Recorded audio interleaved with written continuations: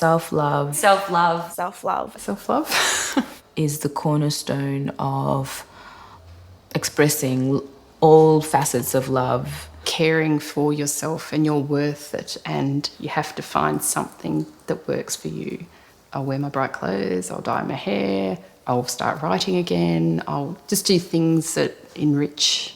The base of having good relationships and being able to treat other people with respect, because if you don't treat yourself with respect, you're like setting a bad example for yourself. The way I look and the way my body operates and the things my body is capable of are great. You're not a limitation to anything, but it's still a process of undoing so much conditioning around needing to be more. I want to be content where I am. I'm enough where I am. So 10 years ago I collapsed for the first time at work, and I never expected at 33 that I was going to be sort of shot off to the side somewhere where I had no idea where I was going, a sort of bizarro world. I was called fat quite a lot, even as like a little kid. I was never really a self-loathing person, but I just didn't really fully accept who I was. I always thought of myself as like the fat friend. I have an eyesight condition called ocular cutaneous albinism. My vision level is something they define as like 636, which means what a fully sighted person can see at 36 metres.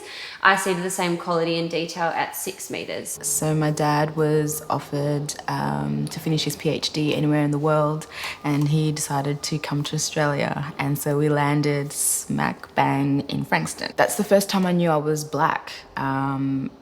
Before that, I just thought I was a person.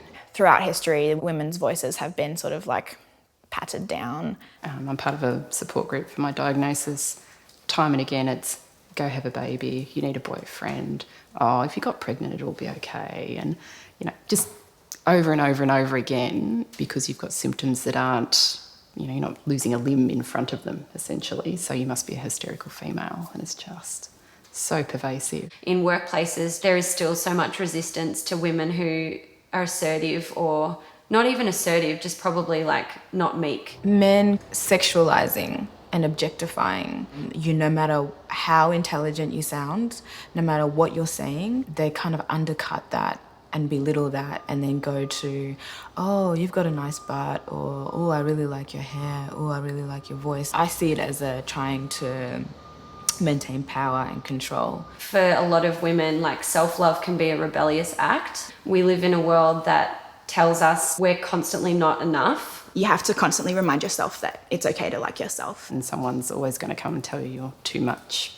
or not enough, or there's always, whatever part of your life, if you're female, someone will tell you you're wrong. So I'm still kind of having to remind myself, I'm enough. I don't have to do everything. I don't have to overachieve. It's fine. I'm enough as I am. But if I can keep putting myself in environments where actually like having a unique experience is really valuable, having insight from being othered is super valuable, like using my empathy is valuable, and using my unique perspective is valuable, like that will just gain more and more weight. It's a daily commitment to be kind to yourself and to love yourself, and to, I always say, be forgiving of yourself if you're having a not self-lovey day as well. Like that's part of self-love, is being like, oh, that's okay. And just like looking in the mirror sometimes and just being like, you're awesome, you're caring, you're a supportive person.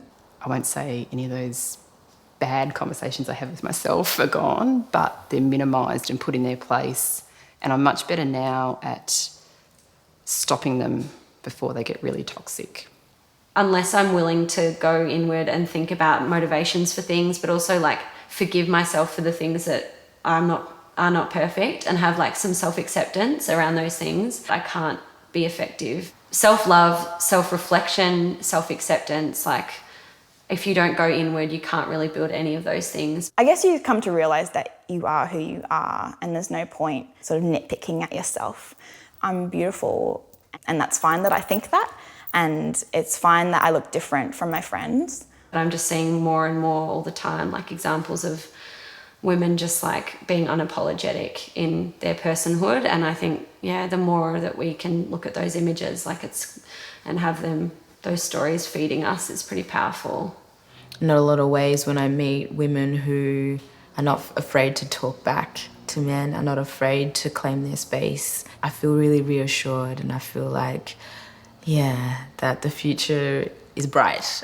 I keep saying, when other people have asked me, you know, where are you at now? And it's like, I don't know. Like, I'm happy with who I am now, which is weird with everything so changed. But I'm probably happier now than I've ever been in myself. But I know that'll change, and that's okay, because nothing ever stays the same.